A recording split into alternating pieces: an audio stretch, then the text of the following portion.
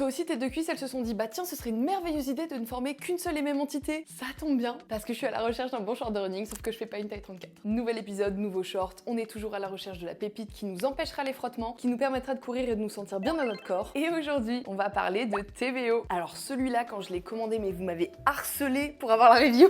Et la vérité c'est que je le comprends, c'était le short le plus prometteur jusqu'à aujourd'hui. Du coup on est sur ce modèle en 8 pouces et je vous fais pas patienter plus longtemps, je rentre dans le vif du sujet.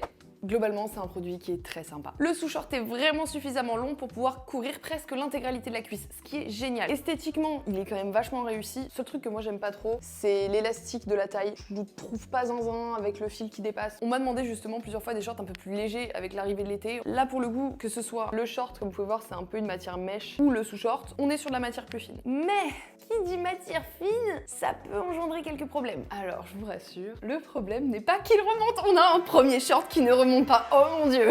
Mais au contraire, il descend.